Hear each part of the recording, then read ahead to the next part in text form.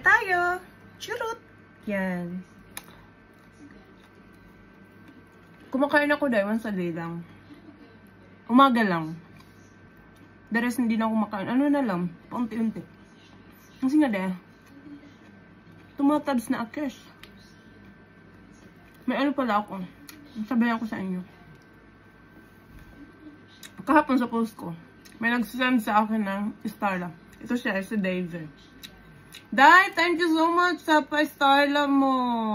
Sana di ka magsawang magpa-Starla sa akin. Ito siya, Beth. Follow nyo siya kasi nangahagas siya ng Starla. Ganun. Ngayon, nasa bahay lang din ako. Hindi ko na alam kung ano sasabihin ko. Kasi para ako ditong talaga eh. Kipag-usap sa sarili ko day. Kaya, dati day, hindi ako kumakain ng rice, na-stop ko talaga yun. Pero nagkalipong-lipong man ako day. At saka, kinakausap ko na sarili ko. Stop ko dun. Para ako magkalipong-lipong day sa trabaho day.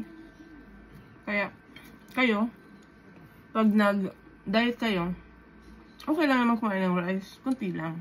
O kaya once a day lang. Normally ako hindi ako pwede pag rice. Hindi.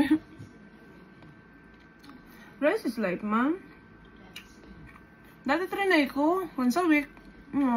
Kaya naman. Yun lang. Madali akong magutom.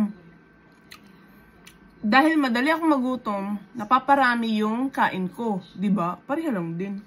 So, ako, kumakain ako once a day na lang. Kaya na yun dahil kinaya ko man.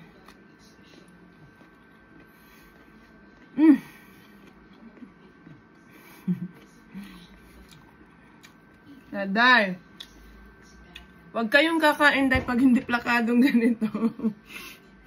At hindi naka-turtleneck. Yan, ha? Huwag kayong kakain dahil. Dapat mas masarap kayo kaysa sa kinakain nyo. Ganun yun.